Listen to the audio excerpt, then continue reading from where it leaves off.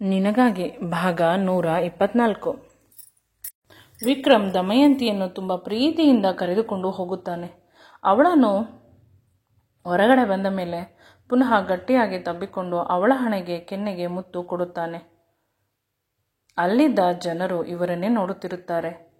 ತುಂಬ ಜನರಿಗೆ ಅರ್ಥವಾಗಿರುತ್ತದೆ. ನಂತರ ಅವಳು ಪುನಃ ಎಡವುತ್ತಾಳೆ. ಅವಳಿಗೆ ಏನಾಗಿದೆ ಅನ್ನುವುದರ ಅರಿವು ಇರುವುದಿಲ್ಲ. ಆದರೆ ಮಗು ಅಂದ ತಕ್ಷಣ ಸ್ವಲ್ಪ ಖುಷಿಯಾಗಿರುತ್ತದೆ. ಆದರೂ ಕೂಡ 5 ತಿಂಗಳಿಗೆ ಮೊದಲಿದ್ದ ಮಗು ಏನಾಯಿತು? ಅವಳ ಮನಸ್ಸಿನ ಭಾವನೆಯನ್ನು ಅರಿತ ವಿಕ್ರಮ್ ಅವಳನ್ನು ಎತ್ತಿಕೊಳ್ಳುತ್ತಾನೆ. ಎತ್ತುಕೊಂಡು ಕಾರಿನವರೆಗೂ ಹೋಗುತ್ತಾನೆ. ಇದನ್ನು ನೋಡಿದ ಆಸ್ಪತ್ರೆಯ ಸಿಬ್ಬಂದಿ ತುಂಬ ಖುಷಿಪಡುತ್ತಾರೆ. ಈಗಿನ ಕಾಲದಲ್ಲೂ ಈ ರೀತಿಯ ಹುಡುಗ ಇರುತ್ತಾರೆ ಅಂತ. ಆದರೆ ದಮಯಂತಿಯ ಮುಖದಲ್ಲಿ ಯಾವುದೇ ರೀತಿಯ ಖುಷಿ ಕಾಣಿಸುವುದಿಲ್ಲ. ಅವಳ ಮುಖದಲ್ಲಿ ಇದ್ದ ಭಯವನ್ನು ನೋಡಿ ಅವನು ಕಾರಿನಲ್ಲಿ ಅವಳನ್ನು ನಿಧಾನವಾಗಿ ಕೂರಿಸುತ್ತಾನೆ. ಅವಳಿಗೆ ಏನು ಮಾತನಾಡಬೇಕು ಅಂತ ತಿಳಿಯುತ್ತಿಲ್ಲ. ಮೊದಲಿದ್ದ ಮಗು ಅಂದರೆ ಬಾಯ್ ಫ್ರೆಂಡ್ ಮಗು ಅಂತ ಹೇಳಲು ಅವಳಿಗೆ ಇಷ್ಟವಿಲ್ಲ. ಇದೇನು ಇಂಥ ವಿಪರ್ಯಾಸ ಅಂತ ಅವಳು ತುಂಬ ದುಃಖ ಪಡುತ್ತಿರುತ್ತಾಳೆ. ಈ ಮಗು 2 ತಿಂಗಳು, ಆದರೆ ಇದು ವಿಕ್ರಮ್ನ ಮಗು. ಮೊದಲು ನಾನು ಪ್ರೆಗ್ನೆಂಟ್ ಅಲ್ಲವಾ? ಅದು ಪ್ರಪಂಚದಲ್ಲಿ ಸಾಧ್ಯವಾ? ಈ ರೀತಿ ಯೋಚನೆ ಬಂದು ತನ್ನ 2 ಕೈಗಳಿಂದ ತಲೆಯನ್ನು ಗಟ್ಟಿಯಾಗಿ ಹಿಡಿದುಕೊಂಡಿರುತ್ತಾಳೆ. ವಿಕ್ರಮ್ ಕಾರಿನಲ್ಲಿ ಕುಳಿತುಕೊಳ್ಳುತ್ತಾನೆ. ಅವಳ ಕೈಯನ್ನು ಮೃದುವಾಗಿ ಹಿಡಿದುಕೊಂಡು, ಏನಾಯಿತು? ಏಕೆ ಇಷ್ಟೊಂದು ಕಷ್ಟ ಪಡುತ್ತಿದ್ದೀಯಾ? ಆರಾಮವಾಗಿ ಇರು.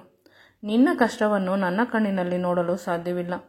ನೀನು ದುಃಖ ಪಡಬೇಡ, ಆರಾಮವಾಗಿ ಇರಬೇಕು ಅಂತ ವಿಕ್ರಮ್ ಹೇಳಿದಾಗ ಅವಳು ಪ್ರಶ್ನಾರ್ಥಕವಾಗಿ ಅವನ ಮುಖವನ್ನು ತುಂಬ ಆವೇಶದಿಂದ ನೋಡುತ್ತಾಳೆ. ಅವನಿಗೆ ಅರ್ಥವಾಗಿದೆ. ಅವನು ಈ ಮಗು ನಮ್ಮಿಬ್ಬರ ಪ್ರೀತಿಯ ಸಂಕೇತ. ನೀನು ಏಕೆ ಇಷ್ಟೊಂದು ಶಾಕ್ ಆಗಿದ್ದೀಯಾ? ಅದು ಅಂತ ಹೇಳಿದಾಗ ಅದು ಇದು ಏನೂ ಇಲ್ಲ. ಈಗ ನೀನು ಪ್ರೆಗ್ನೆಂಟ್ ಅಷ್ಟೆ. ಮೊದಲು ನೀನು ಪ್ರೆಗ್ನೆಂಟ್ ಆಗಿರಲಿಲ್ಲ. ಮಗುವಿನ ಬಗ್ಗೆ ತುಂಬ ಆಸೆ ಇಟ್ಟುಕೊಂಡಿದ್ದೆ. ಕೇವಲ ಸಿಂಪ್ಟಮ್ಸಿಂದ. ಆಗ ಏನು ಪರೀಕ್ಷೆ ಮಾಡಿ ಸರಿ ಇಲ್ಲ. ನಂತರ ಪರೀಕ್ಷೆ ಮಾಡಿಸಿದಾಗ ನನಗೆ ತಿಳಿದಿತ್ತು ನೀನು ಪ್ರೆಗ್ನೆಂಟ್ ಅಲ್ಲ ಅಂತ. ಪದೇ ಪದೇ ನಿನಗೆ ಈ ವಿಷಯ ಗೊತ್ತಾದರೆ ನೀನು ತುಂಬ ದುಃಖ ಪಡುತ್ತೀಯಾ ಅಂತ ನಾನು ಹೇಳಲಿಲ್ಲ. ಪ್ಲೀಸ್ ನನ್ನನ್ನು ಕ್ಷಮಿಸು. ನೀನು ಪ್ರೆಗ್ನೆಂಟ್ ಅಲ್ಲ ಅಂತ ಹೇಳಲು ನನ್ನ ಮನಸ್ಸು ಒಪ್ಪಲಿಲ್ಲ. ಆಗ ಅವಳು ನಿಜವಾಗಲೂ ನಾನು ಪ್ರೆಗ್ನೆಂಟ್ ಆಗಿರಲಿಲ್ಲ. ಹಾಗಾದರೆ ಅವನು ಸುಳ್ಳು ಹೇಳಿರಬಹುದು ಅಲ್ಲವೇ ಅಂತ ಅವಳು ಹೇಳಿದಳು. ಹೌದು, ನಿಮ್ಮಿಬ್ಬರ ಮಧ್ಯೆ ಯಾವುದೇ ರಿಲೇಷನ್ ಇರಲಿಲ್ಲ. ಅವನು ನಿನ್ನನ್ನು ಅವನ ಬುಟ್ಟಿಯಲ್ಲಿ ಬೀಳಿಸಿಕೊಳ್ಳಲು ಅವನ ಆಟಕ್ಕೆ ತಕ್ಕಂತೆ ಕುಣಿಸಲು ಪ್ರಯತ್ನ ಮಾಡುತ್ತಿದ್ದಾನೆ ಅಷ್ಟೇ. ದಮಯಂತಿಗೆ ಈ ವಿಷಯವನ್ನು ಅರಗಿಸಿಕೊಳ್ಳಲು ತುಂಬ ಸಮಯವಾಗಿತ್ತು. ಅಷ್ಟರಲ್ಲಿ ಅವರಿಬ್ಬರ ಫಾರ್ಮ್ ಹೌಸ್ಗೆ ಬಂದರು. ಅವರ ಚಿಕ್ಕಪ್ಪ ಚಿಕ್ಕಮ್ಮ ಮನೆ ದೇವರಿಗೆ ಅಂತ ಹೋಗಿದ್ದಾರೆ. ಅವರ ಅಕ್ಕನನ್ನು ಕರೆದುಕೊಂಡು ಅಲ್ಲಿ ಕೆಲಸಗಳನ್ನು ಬಿಟ್ಟರೆ ಮತ್ತೆ ಯಾರೂ ಇಲ್ಲ. ಇಲ್ಲಿ ನಾವಿಬ್ಬರು ಸಮಯವನ್ನು ಕಳೆಯಲು ತುಂಬ ಚೆನ್ನಾಗಿರುತ್ತದೆ ಅಂತ ಅವನು ಭಾವಿಸಿದ. ಅವಳಿಗೆ ಸ್ವಲ್ಪ ಮನವರಿಕೆ ಮಾಡಬೇಕು ಅಂತ. ನಂತರ ಕಾರನ್ನು ನಿಲ್ಲಿಸಿದಾಗ ಅವಳಿಗೆ ತಾವು ಎಲ್ಲಿದ್ದೇವೆ ಅಂತ ಸುತ್ತಮುತ್ತ ನೋಡಿದಳು. ಫಾರ್ಮ್ ಹೌಸ್ ಅಂತ ಖುಷಿಪಟ್ಟಳು. ಅವಳಿಗೆ ತಿಳಿದಿಲ್ಲ ಅವರ ಚಿಕ್ಕಪ್ಪ ಚಿಕ್ಕಮ್ಮ ಅಕ್ಕ ಹೋಗಿರುವುದು. ಅವರನ್ನೆಲ್ಲ ನೋಡಬಹುದು ಅಂತ ತುಂಬ ಎಕ್ಸೈಟ್ ಆಗಿ ಕಾರಿಂದ ಇಳಿಯಲು ಪ್ರಯತ್ನಿಸುತ್ತಾಳೆ. ಆಗ ವಿಕ್ರಮ್, 1 ನಿಮಿಷ ಮೇಡಮ್, ನಿಮ್ಮ ಹೊಟ್ಟೆಯಲ್ಲಿ ನನ್ನ ಮಗುವಿದೆ, ಹುಷಾರು, ನಾನು ಬರುತ್ತೇನೆ ಅಂತ. 1 ನಿಮಿಷ ಮೇಡಮ್, ಪ್ಲೀಸ್ ಬೇಸರ ಮಾಡಿಕೊಳ್ಳಬೇಡಿ, ನಾನು ಬರುತ್ತೇನೆ ನಿಮ್ಮ ಸೇವೆಗೆ ಅಂತ ಅವನು ಬಹಳ ಬೇಗ ತರಾತುರಿಯಲ್ಲಿ ಕಾರಿನಿಂದ ಇಳಿದು ಅವಳ ಸೊಂಟವನ್ನು ಹಿಡಿದುಕೊಳ್ಳಲು ಹೋದ, ಎತ್ತಿಕೊಂಡು ಹೋಗಲು. ಅಷ್ಟರಲ್ಲಿ ಅವನ ಕಾಲಿಗೆ ಅಲ್ಲಿದ್ದ ಕಲ್ಲು ತಾಗಿ ಅವನು ಕೆಳಗೆ ಬಿದ್ದ. ಅವಳು ಸಡನ್ನಾಗಿ ಶಾಕ್ ಆದರೂ ಕೂಡ ನಂತರ ಅವನು ಮೇಲೆ ಹೇಳಲು ಕೈ ಕೊಟ್ಟಳು. ಅವನು ಸ್ವಲ್ಪ ಎದ್ದ ಸಮಯಕ್ಕೆ ಅವಳಿಗೆ ಏನೋ ಅನಿಸಿತು. ಜೋರಾಗಿ ನಗಲು ಶುರು ಮಾಡಿದಳು. ಎಷ್ಟು ಅಂದರೆ ಅಲ್ಲೇ ಇದ್ದ ಕಲ್ಲಿನ ಬೆಂಚ್ ಮೇಲೆ ಕುಳಿತುಕೊಂಡು ತುಂಬ ಹೊತ್ತು ನಕ್ಕಳು. ವಿಕ್ರಮ್ಗೆ ಅರ್ಥವಾಗಲಿಲ್ಲ ಅವಳು ಹೇಗೆ ನಗುತ್ತಿದ್ದಾಳೆ ಇಷ್ಟೊಂದು ಅಂತ.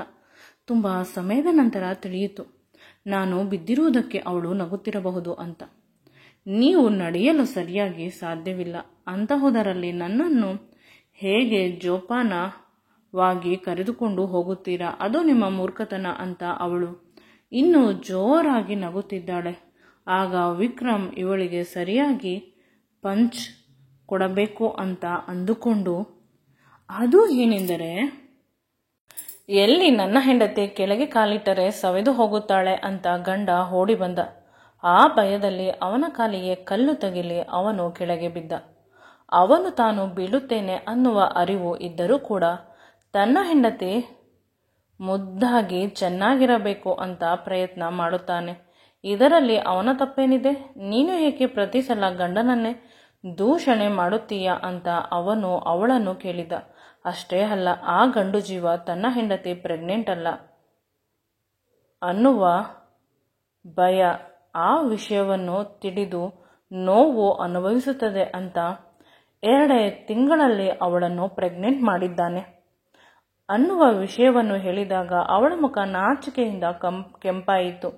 ಅವಳು ತಲೆ ಬಗ್ಗಿಸಿ ಕುಳಿತುಕೊಳ್ಳಲು ಆಗ ವಿಕ್ರಮ್, ಎಷ್ಟೊಂದು ನಾಚಿಕೆಯನ್ನು ಎಲ್ಲಿಂದ ತಂದೆ? ನನಗೆ ಸ್ವಲ್ಪ ಕೊಡು ಅಂತ ಅವನು ಹೇಳಿದ. ಎಲ್ಲಿಂದಲೂ ತರಲಿಲ್ಲ, ಎಲ್ಲ ಒಳಗಡೆ ಇದೆ. ಅವನು ಅವಳ ತಲೆಯನ್ನು ನಿಧಾನವಾಗಿ ಸವರಿದ. ಅವಳು ಕೂಡ ಖುಷಿಯಿಂದ ಅವನ ಭುಜಗಳಲ್ಲಿ ಇದ್ದಳು. ಅವಳು ತುಂಬ ಪ್ರೀತಿ ಮಾಡುತ್ತಾಳೆ ಅವನನ್ನು, ಅದರಲ್ಲಿ ಸಂದೇಹವಿಲ್ಲ. ಆದರೆ ಅವರಿಬ್ಬರ ಪ್ರೀತಿಯನ್ನು ನೋಡದ 1000 ಕಣ್ಣುಗಳಿವೆ.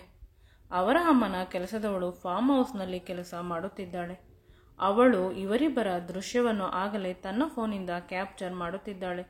ವಿಡಿಯೋ ಮಾಡಿ ವಿಕ್ರಮ್ನ ಅಮ್ಮನಿಗೆ ಕಳಿಸಿದರೆ ಅವಳು ಕೈ ತುಂಬ ಸಂಬಳವನ್ನು ಕೊಡುತ್ತಾಳೆ. ಅವರಿಗೆ ದುಡ್ಡಿನ ಅವಶ್ಯಕತೆ ಇರುತ್ತದೆ. ಅವರ ಅಮ್ಮನಿಗೆ ಹೇಳುವುದನ್ನು ಅವರ ಅಮ್ಮನಿಗೆ ಹೇಳುತ್ತಾರೆ. ಕೆಲವೊಮ್ಮೆ ಈ ಕೆಲಸದವರಿಂದಲೇ ವಿಕ್ರಮ್ ಮತ್ತು ಅವರ ಅಮ್ಮನ ಮಧ್ಯೆ ಮನಸ್ತಾಪ ಬರುವುದು. ಎಲ್ಲರೂ ಬೇಳೆ ಬೇಯಿಸಿಕೊಳ್ಳುತ್ತಾರೆ. ಶ್ರೀಮಂತರು ದುಡ್ಡಿದೆ, ನಮಗೂ ಸ್ವಲ್ಪ ದುಡ್ಡು ಕೊಡಲಿ ಅಂತ. ಇತ್ತ ಅವರಿಬ್ಬರ ಜೋಡಿಯನ್ನು ನೋಡಿ ಅಜ್ಜಿಯ ಕೆಲಸದವರು ಕೂಡ ದಮಯಂತಿ ಮತ್ತು ವಿಕ್ರಮ್ಗೆ ದೃಷ್ಟಿಯನ್ನು ತೆಗೆಯುತ್ತಿದ್ದಾರೆ. ಅವರ ಹೆಸರು ಕಾಂಚನ ಅಂತ. ಅಜ್ಜಿಯ ಕಾಲದಿಂದಲೂ ಕೂಡ ಕೆಲಸ ಮಾಡುತ್ತಿದ್ದಾರೆ. ಅಜ್ಜಿಯ ಊರಿನವಳು ಅವಳು. ಅಜ್ಜಿಯ ಊರಿನವಳು ಆಗಿದ್ದರಿಂದ ಅವರ ಅಮ್ಮನಿಗೆ ಆಗುತ್ತಿರಲಿಲ್ಲ. ಯಾವಾಗಲೂ ಮನೆಯಲ್ಲಿ ಜಗಳ. ಅವರ ಅತ್ತೆಯನ್ನು ಬೈಯುತ್ತಿದ್ದಳು. ಕಾಂಚನ ಅಜ್ಜಿಗೆ ಬೈಗುಳವನ್ನು ಕೇಳಿಸಿಕೊಳ್ಳಲು ಸಾಧ್ಯವಾಗುತ್ತಿರಲಿಲ್ಲ. ಅಜ್ಜಿಯ ಪರವಾಗಿ ವಾದ ಮಾಡುತ್ತಿದ್ದಳು. ತುಂಬ ದೊಡ್ಡ ದೊಡ್ಡ ಜಗಳಗಳು ನಮ್ಮ ಮನೆಯಲ್ಲಿ ಆಗುತ್ತಿತ್ತು. ಕೊನೆಗೆ ಅವರನ್ನು ಮನೆಯಿಂದ ಹೊರಗೆ ಹಾಕಬೇಕು ಅಂತ ಅಮ್ಮ ತೀರ್ಮಾನ ಮಾಡಿದಾಗ ಅಜ್ಜಿ ಅವಳನ್ನು ಮನೆಯಿಂದ ಹೊರಗಡೆ ಹಾಕಿದರೆ ನಾನು ಎಂದು ನಿಮ್ಮ ಮನೆಗೆ ಕಾಲಿಡುವುದಿಲ್ಲ ಅಂತ ಹೇಳಿದಳು. ವಿಧಿಯಿಲ್ಲದೆ ನಾನು ನನ್ನ ಫಾರ್ಮ್ ಹೌಸ್ನಲ್ಲಿ ಇದ್ದುಕೊಂಡೆ. ನಂತರ ತಿಳಿಯಿತು ಅಜ್ಜಿಯ ಮನಸ್ಸಿನಲ್ಲಿ ಇರುವ ಮೃದುತ್ವ. ತೆಂಗಿನಕಾಯಿ ಹೇಗಿದೆ ಅದೇ ರೀತಿ ಅಜ್ಜಿ ಮೇಲಿಂದ ಹೊರಟು ಒಳಗಡೆ ಮನಸ್ಸು ತುಂಬ ಮೃದುವಾಗಿದೆ. ಎಷ್ಟು ಪ್ರೀತಿ ಮಾಡುತ್ತಾಳೆ ಅಂದರೆ ವಿಕ್ರಮ್ನನ್ನು ಅವರ ಅಜ್ಜಿ ಮಾಡುವಷ್ಟು. ಈ ಸಂಪೂರ್ಣವಾದ ಫಾರ್ಮ್ ಹೌಸನ್ನು ನೋಡಿಕೊಳ್ಳುತ್ತಿರುವುದು ಅಜ್ಜಿಯೇ.